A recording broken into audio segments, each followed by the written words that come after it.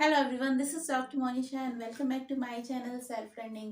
Yes, we are live now. सभी को good evening, Ram Ram, नमस्कार, आदाब, सत श्री अकाल। और अब हम बात करेंगे आज के विषय के बारे में, जो कि हमारा एक टॉपिक है, जो कि रिसर्च एप्टीट्यूड का नेक्स्ट टॉपिक है।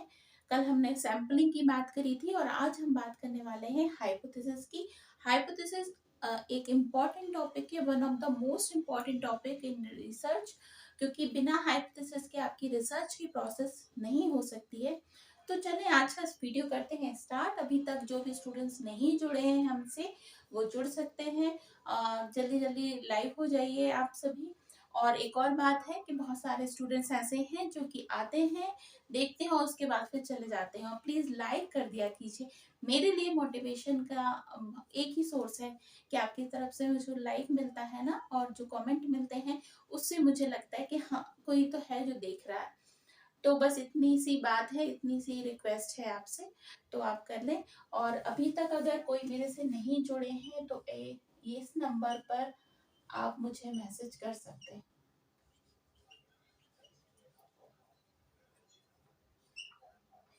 ये हमारा व्हाट्सएप नंबर है, इस नंबर पे आप मुझे व्हाट्सएप मैसेज कर सकते हैं और हमारा जो ग्रुप है उसका हिस्सा बन सकते हैं, ताकि जो क्लासेस होती हैं उसकी डायरेक्ट लिंक आप तक पहुंच जाए। टेलीग्राम चैनल से आप जुड़ सकते हैं।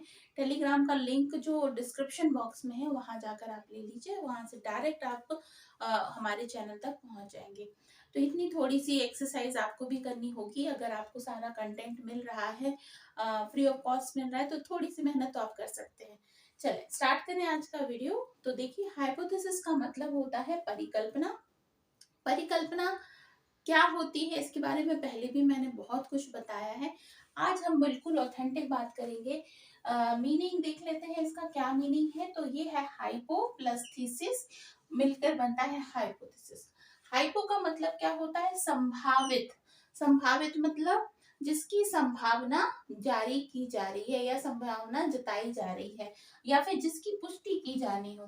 अगर आप रिसर्च कर रहे हैं तो कुछ ना कुछ तो सिद्ध करने वाले हैं, तो जिसकी पुष्टि की जानी हो उस संभावित को कहते हैं हाइपो। और उस समस्या के समाधान के लिए जो कथन लिखे जा रहे हैं वो कहलाएंगे थीसिस। तो संभावित कथन कहलाते हैं हाइपोथेसिस। क्लियर?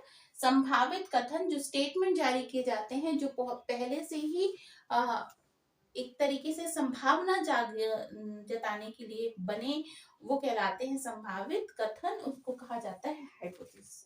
ठीक है, बात समझ में आ गई। अब देख लेते हैं कि हाइपोथेसिस जो है वो कितने प्रकार की होती है, कितने टाइप की होती है।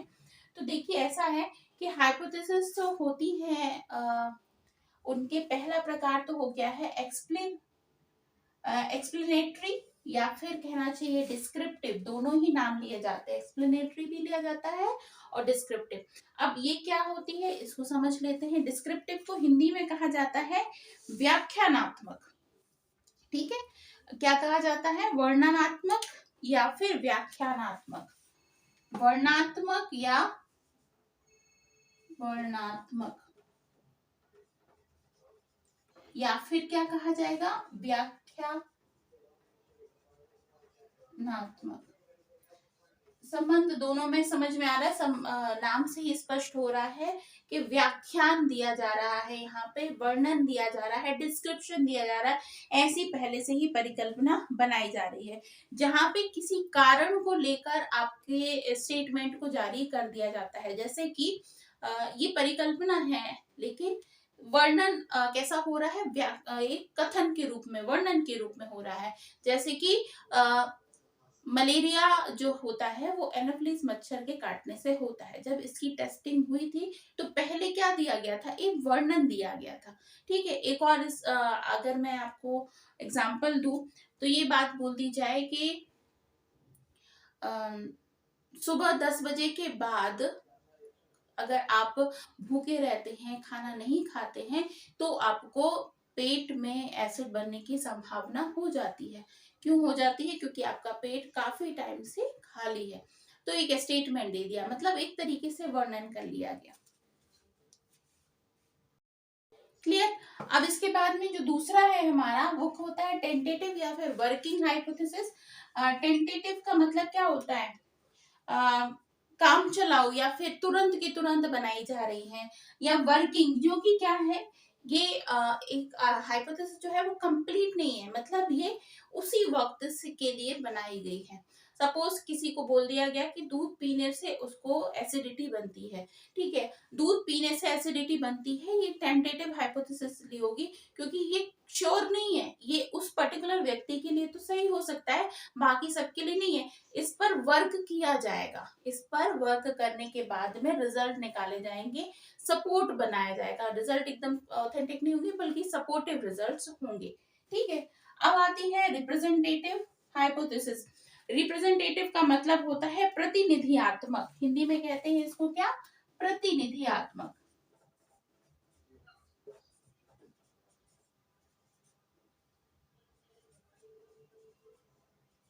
प्रतिनिधियात्मक दिख रहा है ना, हिंदी का जो है वो दिख रहा है, प्रतिनिधियात्मक।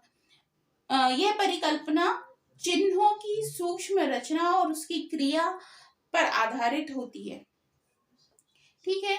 इसमें किसी भी कार्य को प्रतिनिधित्व किया जाता है, मतलब इसमें डायरेक्शन प्रोवाइड किया जाता है। ऐसी कोई रिसर्च हो जिसमें डायरेक्शनल हो, प्रतिनिधि करना हो, प्रतिनिधित्व करना हो, उस समय पर आपको जो बनानी पड़ेगी वो कहलाती है प्रतिनिधियात्मक हाइपोथेसिस, रिप्रेजेंटेटिव हाइपोथेसिस। नेक्स्ट आती है और सबसे इंपॉर्टेंट है और सबसे ज्यादा महत्वपूर्ण यही मानी जाती है और मैक्सिमम यूज होती है, इसको कहते हैं नल हाइपोथेसिस। हिंदी में कहा जाता है इसे शून्य परिकल्पना। अब इसे शून्य परिकल्पना क्यों कहते हैं, क्योंकि इसमें कथन सही है या गलत है इसके बारे में बात नहीं बताई जाती, इसमें सिर्फ कथन दिया जाता है, उसके बाद फिर आपको टेस्ट करके ये सिद्ध करना होता है ये परिकल्पना जो है वो सही सिद्ध हुई या फिर गलत सिद्ध हुई, ठीक है। तो इसे कहते हैं नल हाइपोथेसिस यानी कि परिकल्पना जिसको शून्य, इसमें दिशा कुछ नहीं होती है और दिशाहीन होने की वजह से ही इसे क्या माना जाता है, शून्य परिकल्पना माना जाता है। इसमें अपना कथन जो सत्य है या असत्य है इस पर चर्चा नहीं होती, हमारी परिकल्पना सही सिद्ध हुई या असत्य गलत सिद्ध हुई ये बात कही जाती है, ठीक है। तो हम यहाँ पर क्या देते हैं, केवल स्टेटमेंट देते हैं और स्टेटमेंट देने के बाद में वो सही हो रही है गलत हो रही है इस पर चर्चा करते हैं, क्लियर। चले अब आगे हम बात कर लेते हैं इसी में कि परिकल्पना का जो अर्थ है और इसका जो महत्व है वो क्या क्या है। तो एक परिकल्पना को देखा जाए कि परिकल्पना जो है उसकी डेफिनेशन क्या हो सकती है, क्या कहा जा सकता है। देखो, तो परिकल्पना के बारे में मैंने आपको पहले भी बहुत कुछ बताया कि जब हम कोई रिसर्च करते हैं या फिर कोई स्टडी करने के लिए जाते हैं तो पहले से ही उसका डायरेक्शन, उसके करने का तरीका, ये सब हम निश्चित कर लेते हैं और उसके बाद में हम एक टेंटेटिव रिजल्ट भी बना लेते हैं अपने माइंड में या फिर हम अपनी रिसर्च करने से पहले, ताकि हमारा जो रिसर्च का प्रोग्राम हो और जिस रिसर्च की जो प्रोसेस हो वो एक डायरेक्शन में हो, वो भटके ना, इधर उधर हम ना ही चले जाए, ना ही हमारा समय बर्बाद हो, ठीक है। तो परिकल्पना के बारे में कहा जाता है कि परिकल्पना एक समस्या का प्रस्तावित उत्तर होती है। परिकल्पना जो है वो एक समस्या का प्रस्तावित उत्तर होती है। परिकल्पना दो या दो से अधिक चरों के संभावित संबंध का एक परीक्षण योग्य कथन होती है, ठीक है। तो ये बात होती है परिकल्पनाओं के अर्थ की। इसके बाद में हम कार्य देख लें, परिकल्पनाओं के कार्य क्या होते हैं। तो एक व्याख्या के रूप में समस्याओं का समाधान करती है, मतलब हम पहले से ही समस्या के समाधान की एक व्याख्या कर लेते हैं कि ये जो हमने एक प्रॉब्लम ली है, प्रॉब्लम का आइडेंटिफिकेशन किया है, उसका क्या रिजल्ट होगा। अब मैं फॉर एग्जांपल आपको बताऊं कि जैसे जब पिछले दिनों अभी हमारे देश में बल्कि पूरे विश्व में एक बहुत बड़ी महामारी आई थी जिसका वो कहते हैं हम कोरोना, ठीक है, कोविड-19 आ गया। अब वो इतनी तेजी से आया और इतनी तेजी से फैल गया, तो सबसे बड़ी इम्पोर्टेंट समस्या यही थी कि कैसे भी करके इस जो कोविड-19 है या फिर कोरोना है इसको खत्म किया जाए, नहीं तो इससे बचाव किया जाए, ठीक है। तो उस बचाव को करना ये हमारा लक्ष्य था। उसको करने के लिए क्या प्रोसीजर अपनाना है, इसके लिए परिकल्पना बनाना बहुत जरूरी था, एक टेंटेटिव रिजल्ट बनाना बहुत जरूरी था। तो उस रिजल्ट पे कई लोगों ने कार्य किया और अलग अलग तरीके के उसके फिर रिजल्ट्स निकले, है ना।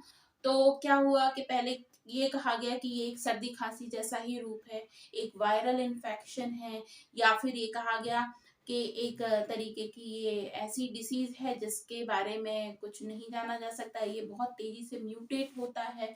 जैसे आप देखते हैं ना कि जब कोविड आया है तो पहली वेव आई हो, फिर उसके बाद सेकंड वेव आई हो, थर्ड वेव आई हो, तो सभी में जो वायरस था वो अलग तरीके का आया, म्यूटेट होता रहा, किसी में अलग तरीके का वायरस आया। तो उसके निवारण के लिए जब साइंटिस्ट काम कर रहे हैं या फिर डॉक्टर्स काम कर रहे हैं, तो पहले से ही रिजल्ट्स बना के रखते हैं और उसके बाद फिर उस पर टेस्टिंग करते हैं। तो समझ में आता है कि जो हमने 5 रिजल्ट सोचे थे, उस 5 में से ऊपर के 2 जो हैं वो सही निकले। अगर वो इस तरीके के रिजल्ट्स पहले से ना बनाते तो डायरेक्शन लेस हो जाती पूरे की पूरी प्रोसीजर, और उससे रिजल्ट निकलना और समाधान निकलना बहुत मुश्किल हो पाता, है ना। तो उस कंडीशन में कई बार फिर आपको बताया गए थे बहुत सारे ये चीज के, पहली बात तो ये कह दिया गया कि आप लॉकडाउन लगा दो, लोग एक दूसरे के संपर्क में आते हैं ना तो ये फैलता है, तो संपर्क में ना आए इसलिए क्या किया जाए, लॉकडाउन कर दिया जाए। तो ये एक किसके तहत किया गया था, एक पहले से ही टेंटेटिव जो रिजल्ट्स बनाए गए थे ना उसी के तहत तो ये किया गया था। तो ये होता है परिकल्पना का कार्य, ठीक है। अब देख लेते हैं इसकी इंपॉर्टेंस होती क्या क्या, क्या क्या महत्व है। तो सबसे पहले तो ये मार्गदर्शन करती है, अगर आप जो कोई काम कर रहे हैं आपका मार्गदर्शन करेगी, आपको एक डायरेक्शन प्रोवाइड करेगी। बिना डायरेक्शन के अगर हम रिसर्च करने के लिए जाते हैं तो हमारा काम सही नहीं होता है। और दूसरी बात ये होती है कि आप कहते हैं जाना था जापान पहुंच गए चीन, तो इस तरीके का काम हो जाता है और उस चक्कर में आपका जो टाइम है वो बेकार होता है और रिजल्ट जो है वो तो कॉम्प्रोमाइज होते ही है।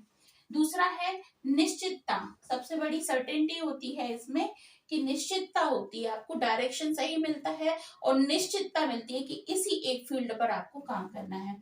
क्षेत्र निर्धारण, एरिया का सिलेक्शन भी हो जाता है, आपको किस एरिया पे काम करना है। क्योंकि जैसे अगर फॉर एग्जांपल हम कोविड की ही बात करें तो यहाँ पर अलग अलग एरिया पे बहुत सारे अलग अलग साइंटिस्ट काम कर रहे होंगे, क्योंकि एक काम कर रहा होगा कि इसको म्यूटेट होने से कैसे रोका जाए, एक काम कर रहा होगा कि अभी अगर बीमार हो जाता है कोई व्यक्ति तो उसको क्या दवाइयां दी जाए, क्या मेडिसिन दी जाए, फिर अगला काम कर रहा होगा इसको पूरे तरीके से रोकने के लिए वैक्सीन बनानी है तो वो वैक्सीन कैसे बनाई जाए, ठीक है। इसी तरीके से आगे ये ना फैले उसके लिए क्या क्या मेडिकल फैसिलिटीज देनी है उस पर बात कर रहे हैं। ऐसे बहुत सारे अलग अलग तरीके के क्षेत्र निर्धारण किए गए होंगे और उस पर अलग अलग साइंटिस्ट काम कर रहे होंगे, है ना। इसी तरीके से क्या है, तथ्यों का संकलन, डेटा कलेक्शन में डायरेक्शन होता है सही तो डेटा कलेक्शन सही तरह से होता है।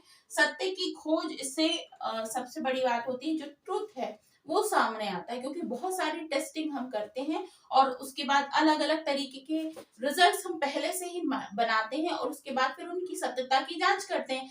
तो जो कुछ भी प्योर ट्रुथ होता है वो हमारे सामने आ जाता है। फिर आता है स्पष्टता, स्पष्टता मतलब क्लियरिटी होती है, जो आप रिसर्च कर रहे हैं उसमें क्लियरिटी होती है। साथ ही साथ में इसकी ये भी सारे जो एक गुड हाइपोथेसिस होती है उसके क्या गुण होते हैं, तो स्पेसिफिसिटी होती है, मतलब कि स्पेसिफिक होना चाहिए, फिर उसमें कंसिस्टेंसी होनी चाहिए, एक लगातार कंटिन्यूसली काम करने वाला होना चाहिए, ठीक है। और उसके बाद में टेस्टेबिलिटी होनी चाहिए, उसे टेस्ट किया जा सकता हो।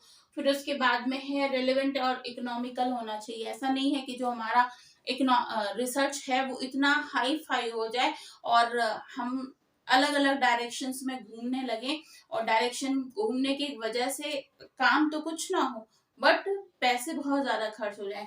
तो अगर हम पहले से ही रिजल्ट बना के हाइपोथेसिस बना के काम करते हैं तो वो रेलेवेंट भी होता है और इकोनॉमिकल भी होता है।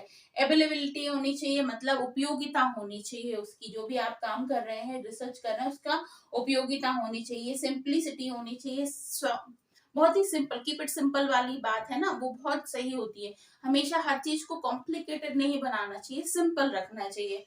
फिर ऑब्जेक्टिविटी होनी चाहिए, उद्देश्यपूर्ण हो आपकी हाइपोथेसिस। वेरिएबिलिटी होनी चाहिए, ठीक है, तो ये सारे जो गुण हैं वो एक अच्छी हाइपोथेसिस के माने जाते हैं।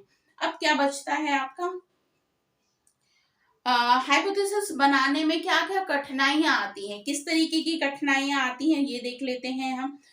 तो सबसे पहले तो इस पहली कठिनाई आती है सामाजिक परिवर्तन के कारण, और उसकी कारण और समस्या। अगर मान लेते हैं ऐसी कोई समस्या है जो कि सामाजिक परिवर्तन पर आधारित है, तो आप हाइपोथेसिस किस प्रकार से बनाएंगे, एक मुसीबत वाला काम हो जाता है।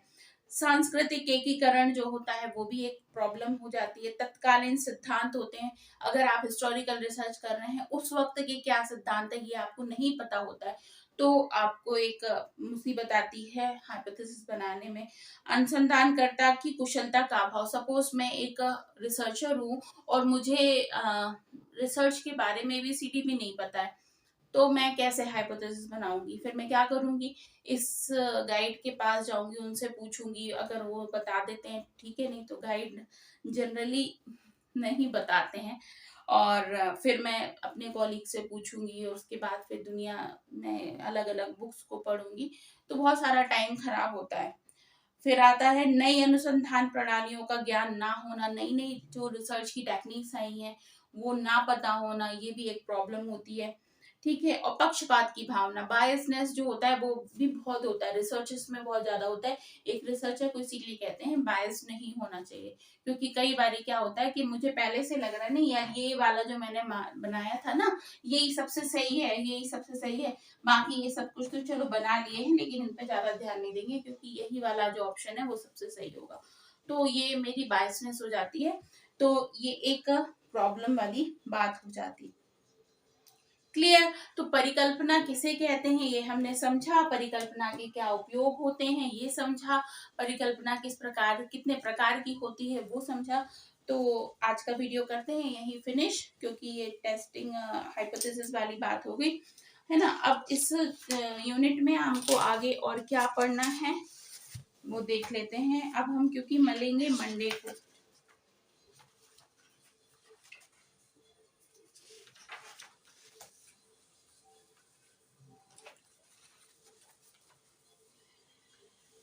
हाँ अब इसके बाद आपको पढ़ना है thesis article writing, format and style of referencing. तो फॉर्मेट तो मैंने बता दिया है आपको किस तरीके से फॉर्मेट बनता है रिसर्च का, ये तो हम पढ़ चुके हैं। Application of ICT research, ICT in research, मतलब ये पढ़ना है हमें, है ना। आईसीटी का क्या रोल है, इसके साथ साथ में सेमिनार किसे कहते हैं, कॉन्फ्रेंस किसे कहते हैं, सिंपोजिया किसे कहते हैं, रिसर्च आर्टिकल्स कैसे लिखे जाते हैं, रिसर्च पेपर कैसे लिखे जाते हैं, इसके बारे में अब हम पढ़ेंगे मंडे को। ठीक है, अच्छा अब मैं क्या करूं, और आप सभी बहुत ध्यान से सुनिए कि जैसे कि मैंने आपको बताया था कि आप टेलीग्राम चैनल से ज्वाइन हो जाइए, और अभी तक मैंने जितना कुछ भी पढ़ाया है वो मैं कल और परसों मतलब सैटरडे और संडे के दिन आपको टेलीग्राम पर उपलब्ध करा दूंगी पीडीएफ के फॉर्म में, तो आप वहां से उसको डाउनलोड कर सकते हैं। अगर टेलीग्राम से ज्वाइन नहीं हुए हैं सारे स्टूडेंट्स तो प्लीज हो जाइए, आपको लिंक डिस्क्रिप्शन बॉक्स में मिल जाएगी, और ज्यादा से ज्यादा लोगों को उससे जोड़िए, क्योंकि ये सारी ये पीडीएफ मैं आपको कल और परसों वाले दिन प्रोवाइड कर दूंगी। ठीक है, मंडे से फिर हम अपनी नई क्लास शुरू करेंगे जिसमें हमने जो अभी तक चर्चा करी है उसके आगे की बात करेंगे, और रिसर्च का आई होप मंडे को खाना फिनिश हो जाएगा, ये खत्म हो जाएगा, और फिर ट्यूसडे को हम इसकी क्वेश्चन आंसर सॉल्व करेंगे। तो हमारा पहली यूनिट जो हो गई है टीचिंग एप्टीट्यूड की, और दूसरी यूनिट जो हो गई है रिसर्च एप्टीट्यूड की, दोनों के हम क्वेश्चंस सॉल्व करेंगे। प्रैक्टिस सेशन होगा आपका, और उसके बाद फिर हम आगे बढ़ेंगे हमारी थर्ड यूनिट यानी कि कम्युनिकेशन पे जाएंगे। कॉम्प्रिहेंशन है उसको तो हम बाद में करेंगे, कम्युनिकेशन पर हम जाएंगे नेक्स्ट क्लास में। ठीक है, तो चलिए यहाँ करते हैं इस क्लास को फिनिश। अब बहुत जल्द अभी हम 9 बजे फिर से मिलते हैं, तब तक के लिए अपना बहुत ख्याल रखिए, बाय बाय। हाँ वीडियो अच्छा लगा है तो लाइक जरूर कर देना, थैंक यू।